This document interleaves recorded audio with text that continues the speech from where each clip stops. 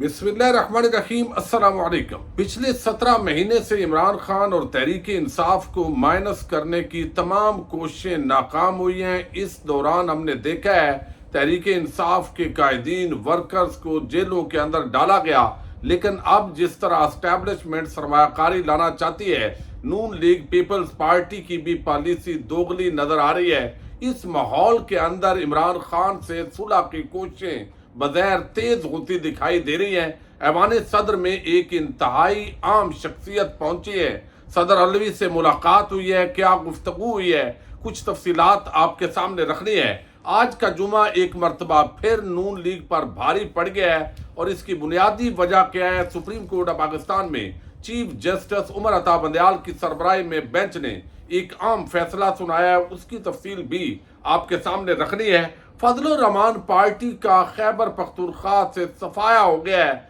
और अब फजल रहमान ने अपनी गलती को न सिर्फ तस्लीम किया है बल्कि पीपल्स पार्टी और बाकी जमातों पर भी बरस पड़े हैं। ये क्या माजरा है, इस पर भी बात करेंगे। उम्मीद है आप समाप्त करेंगे और अपने कीमती फीडबैक से जरूर आगाह करेंगे। फजल रहमान को जब पीडीएम का सरबराह बनाया गया तो उस वक्त नून लीग और पीपल्स पार्टी यकीनन ये समझते थे कि चूंकि उनकी काल पर पॉलिटिकल वर्कर्स और आम पाकिस्तानी अवाम नहीं निकलेगी, लिहाजा एक मौलवी है, मदरसे के तलबा साथ होंगे, पहले भी धरने देता रहता है तो वो हमें मुआवनत फराम करेगा और उसकी जो वो कहते हैं कंधे पे रख के हम वो बंदूक चलाएंगे जो सियासत के अंदर हमें बादशाह बनाएगी। लेकिन इमरान खान के खिलाफ जो कुछ हुआ वो हमने देखा और उसके बाद इमरान खान और तहरीक इंसाफ की मकबूलियत के अंदर इजाफा हुआ। इस वक्त उनकी जमात से लोगों को निकाला जा रहा है, बाकी जमातों के अंदर भेजा जा रहा है। सोशल मीडिया के जो एक्टिविस्ट हैं उनके खिलाफ भी कार्रवाइयां तेज कर दी गई हैं। तो अब पहली मर्तबा फजल रहमान ने लाहौर के अंदर आप देख चुके हैं सहाफियों के साथ एक नशिस्त की है और उसके अंदर उन्होंने ये बयान किया है कि वो तहरीक अदम एतमाद के हक में नहीं थे, बल्कि वो समझते थे कि नए इंतखाबात की तरफ बढ़ना चाहिए। और अब हालात ये हैं कि इमरान खान बेकाबू हो चुका है, उसको जेल में डाला गया है, इसके बावजूद उसकी मकबूलियत में इजाफा हो गया है और पीपल्स पार्टी के कहने पर हमने ये सारा कुछ किया है। अब एक तरफ वो फजल रहमान ज़ाहिर है ताकतवर हलकों को भी पैगाम दे रहे होंगे, लेकिन दूसरी तरफ उनको पता है कि उनको सदर बनाया गया गवर्नर केपी के, उनका लगाया गया, फिर उनको वजारतें दी गई, फिर खैबर पख्तूनख्वा की निगरान वजारतों से उनको हटा दिया गया और अब जो हालात हैं पीपल्स पार्टी नून लीग उनको भी ये यकीन नहीं है कि ये इलेक्शन कब होगा। इन हालात के अंदर फजल रहमान खुद बयान करते हैं कि उनके लिए खैबर पख्तूनख्वा के अंदर जो है वो कैंपेन चलाना भी मुश्किल हो चुका है। एक तरफ सियासी एतबार से तहरीक इंसाफ और इमरान खान का जो गलबा है वो इतना ज्यादा हो गया है कि उनके लिए कैंपेन मुश्किल है और दूसरी तरफ जो टीटीपी है और दाइश और कुछ ऐसी जो टेररिस्ट ऑर्गेनाइजेशन हैं वो पंजे गाड़ रही हैं और इससे पहले हमला भी हो चुका है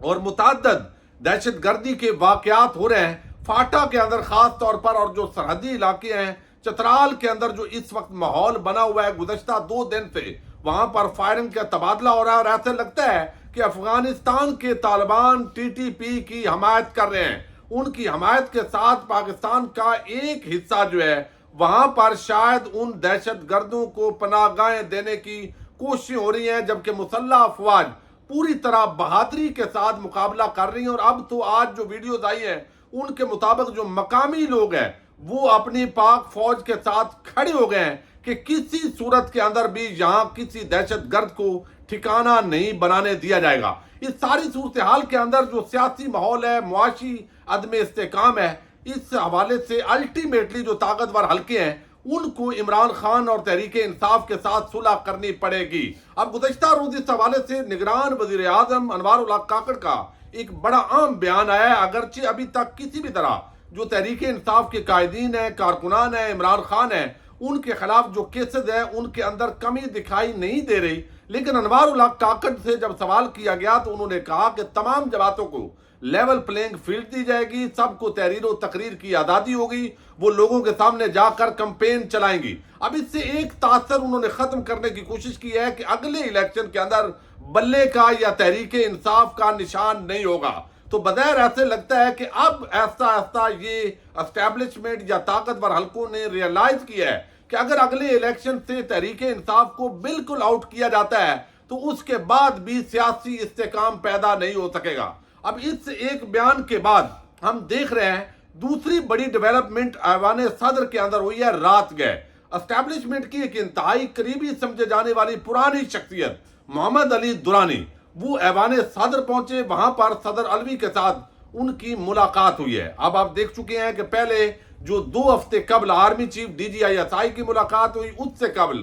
DGISI نے ملاقات کی، اور صدر علوی جو الیکشن کی تاریخ کا اعلان کرنے جا رہے تھے وہ الیکشن کے اعلان سے رک گئے۔ لیکن بہت سارے صحافی جو طبقہ ملامتیہ سے جن کا تعلق ہے، جو افواہ سازی کرتے ہیں، جال سازی کرتے ہیں، فیک نیوز پھیلاتے ہیں، انہوں نے اس ملاقات کا یہ تاثر پھیلانے کی کوشش کی کہ جناب صدر علوی جو ہے وہ ایوان صدر سے رخصت ہو رہے ہیں، ان کی مدت جب پوری ہوگی 8 ستمبر کو تو وہ گھر چلے جائیں گے۔ 8 ستمبر آج آ چکا ہے، اور میں نے اسی دن بتایا تھا کہ صدر علوی گھر نہیں جا رہے، اور اب صدر علوی کے حوالے سے یہ آج آ چکا ہے کہ وہ آج نہیں بلکہ جب تک اگلے صدر کا انتخاب نہیں ہوتا، اور اگلے صدر کا انتخاب آئینی طور پر جب صوبائی اسمبلیاں اور قومی اسمبلی کا وجود ہوگا تو الیکٹورل کالج بنے گا، اس سے پہلے وہ استعفیٰ نہیں دینے جا رہے۔ تو صدر صاحب چونکہ نہیں جا رہے، اور اس کے لیے میں نے ایک آپ کو بتایا تھا کہ بنیادی وجہ بھی ہے کہ ہمارے طاقتور حلقے یہ نہیں چاہیں گے کہ صدر علوی ایوان صدر سے رخصت ہو جائیں، چونکہ ان کے پاس ویسے بھی زیادہ اختیارات نہیں ہیں۔ تو اگر تحریک انصاف کے ساتھ بارگیننگ کرنی ہے، مذاکرات کرنے ہیں، اور یہ الٹیمیٹلی عوام ایک طرف تحریک انصاف کے ساتھ کھڑی ہے، تو کسی نہ کسی مقام پر جا کر بات چیت کرنی پڑے گی، اور اگر بات چیت کرنی ہے تو ایوان صدر میں بیٹھا ہوا ایک عام عہدے پر جو شخصیت ہے وہ عام کردار ادا کر سکتی ہے۔ جب بالکل فارغ کر دیں گے تو بات چیت کس چینل کے ذریعے ہوگی؟ تو یہی وجہ ہے کہ صدر صاحب نہیں جا رہے۔ آج 8 ستمبر کو انہوں نے 5 سال کا ٹینیور مکمل کر لیا ہے، لیکن جب صوبائی اسمبلی اور قومی اسمبلی موجود نہیں ہوتی تو الیکٹورل کالج نہیں ہوتا، اور اگلے صدر کے انتخاب تک وہ آئینی اور قانونی طور پر صدر پاکستان کی حیثیت سے جو فرائض ہیں وہ سر انجام دیتے رہیں گے۔ اب یہ جو ملاقات ہوئی ہے اس کو بڑا عام سمجھا جاتا ہے، اور جب بھی محمد علی درانی، یہ آپ کو علم ہے پرویز مشرف کے زمانے میں وزیر اطلاعات تھے اور اسٹیبلشمنٹ کی بڑی قریبی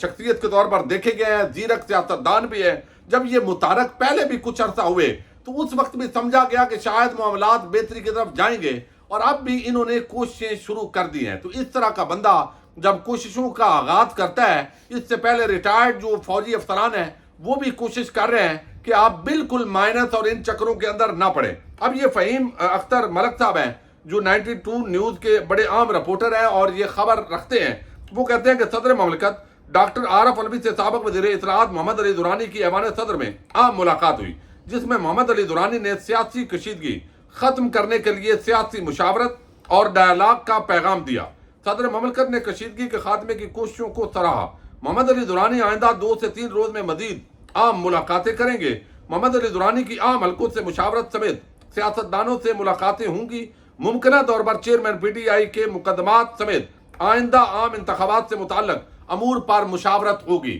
یعنی ایک تو PTI کو لیول پلینگ فیلڈ دینی ہے، پھر بلے کا نشان وہ برقرار رہنا ہے، اور تحریک انصاف نے الیکشن میں عمران خان کے بغیر یا عمران خان سمیت تو اگر حصہ لیں گے تو پھر تو حکومت ویسے ہی پکی ہے، تو وہ کوئی نہ کوئی راستہ ایسا ضرور نکالنا ہے، اور یہ جتنے ناجائز کیسز ہیں ان کو یقیناً خاتمہ کرنے کے لیے کوئی نہ کوئی ایسی راہ ہموار کرنی ہے۔ تو محمد علی درانی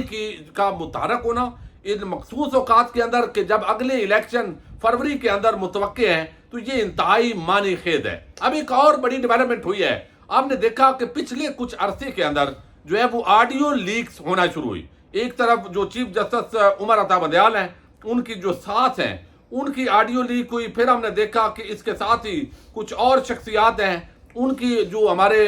جسٹس مظاہر علی اکبر نقوی ہیں، ان کی ایک آڈیو لیک ہوتی ہے، اور اس کے اندر پرویز الہی ان کے گھر آنے کی اجازت طلب کرتے ہیں، اور یہ واقعہ بھی بیسیکلی موٹر وے پر ایک واقعہ پیش آیا تھا، اسی تناظر میں بات ہوئی، محمد خان بھٹی کا ذکر ہوتا ہے۔ تو اس وقت چودھری پرویز الہی اور محمد خان بھٹی وہ چونکہ جیل کے اندر ہے مختلف کیسز کے اندر، تو اب یہ اس پر جو شہباز حکومت ہے، جب یہ کیس چلا آڈیو لیکس کا، تو اس وقت شہباز حکومت نے یہ اعتراض اٹھایا کہ 3 ججز اس کیس سے علیحدہ ہو جائیں۔ ان کے اندر جسٹس اعجاز الحسن، چیف جسٹس جو ہے وہ عمر عطا بندیال، اور ان کے ساتھ جو ہے وہ جسٹس منیب اختر غالباً جو ہے وہ شامل ہیں۔ اور اب یہاں پر جو میں تھوڑا سا آپ کے سامنے رکھوں کہ یہ جو آڈیو لیکس ہیں مختلف ہوئیں۔ چیف جسٹس پاکستان عمر عطا بدیال کی خوش دامن، خواجہ طارق رحیم کی اہلیہ، سابق چیف جسٹس ثاقب نثار کے بیٹے جسٹس مداحر نقوی، عابد زبیری جو سپریم کورٹ بار ایسوسی ایشن کے صدر ہیں، اور پرویز الہی کی یہ مبینہ آڈیو لیکس پر حکومت نے ایک انکوائری کمیشن تشکیل دیا۔ حکومت نے 9 مبینہ آڈیو لیکس کی تحقیقات کے لیے جسٹس قاضی فائز عیسیٰ کے سربراہی میں یہ انکوائری کمیشن تشکیل دیا تھا، جس میں اسلام آباد اور بلوچستان ہائی کورٹ کے چیف جسٹس شامل تھے۔ اب چونکہ جب بھی کسی جج کو آپ نے کسی ذمہ داری پہ دینی ہوتی ہے حکومت نے، تو چیف جسٹس سے اجازت لینی ہوتی ہے، لیکن چیف جسٹس سے اجازت لینے کے بجائے براہ راست جو ہے وہ قاضی فائز عیسیٰ صاحب کی سربراہی میں ایک کمیشن بنا دیا گیا۔ اب جیسے وہ صحیح بات کرتے ہیں اعتزاز احسن کہ پوری دنیا حضرت عیسیٰ علیہ السلام کا انتظار کر رہی ہے، اور یہاں پر نون لیگ صرف قاضی فائز عیسیٰ کا انتظار کر رہی ہے۔ اب قاضی فائز عیسیٰ کی سربراہی کے اندر یہ جو بینچ تشکیل دیا گیا اس نے اپنا کام شروع کیا، لیکن چیف جسٹس عمر عطا بدیال کی سربراہی میں یہ جو بینچ بنا اس نے اس کارروائی کو معطل کر دیا۔ اب جو ہے اس کی جو سماعت ہوئی ہے اس کے اندر یہ چونکہ عابد زبیری صاحب نے اس کمیشن کو چیلنج کیا، جس پر عدالت نے چیف جسٹس کی سربراہی میں 5 رکنی بینچ تشکیل دیا تھا۔ اس بینچ میں chief justice Umar Ata بدیال، justice اعجاز الحسن، جسٹس منیب اختر، جسٹس حسن اظہر اور جسٹس شاہد وحید شامل تھے۔ اب عدالتی بینچ نے اس کیس کی 2 سماعتیں کی اور آڈیو لیکس انکوائری کمیشن کو کام کرنے سے روک دیا تھا۔ سابقہ حکومت نے مفادات کے ٹکراؤ پر 3 ججز کے بینچ سے علیحدگی کے لیے متفرق درخواست دائر کی۔ حکومت کی جانب سے بینچ میں شامل جن 3 ججز پر اعتراض اٹھایا گیا ان میں chief justice Umar Ata بدیال، justice اعجاز الحسن اور جسٹس منیب اختر شامل تھے۔ عدالت نے حکومت کی جانب سے بینچ پر اعتراض کی درخواست پر سماعت کی۔ بعد میں 6 جون کو فیصلہ محفوظ کیا گیا، جو 3 ماہ بعد آج جمعے کو جسٹس اعجاز الحسن نے سنایا ہے، اور اس کے اندر کہا گیا ہے کہ شہباز حکومت کی جمعے کے روز آج یہ درخواست خارج کی جاتی ہے، اور انہوں نے کہا ہے کہ ججز پر اعتراض دراصل عدالت پر حملے کے مترادف ہے۔ اب یہ میرا خیال ہے جملہ جو ہے اس سے تو میں اتفاق نہیں کرتا۔ اگر کوئی جج ہمایوں دلاور جیسا فیصلہ دے گا اور وہ اتنا متنازع ہوگا تو جج پر تنقید تو ضرور ہوگی، لیکن ایک جمعہ اور جو ہے وہ نون لیگ پر بھاری پڑا ہے اور ان کی درخواست جو ہے وہ خارج ہوئی ہے۔ بہت بڑی ڈیولپمنٹس ہو رہی ہیں۔ اگلی ویڈیو کے اندر کچھ اور خبریں آپ کے سامنے رکھیں گے۔ اجازت دیجیے گا، اللہ حافظ۔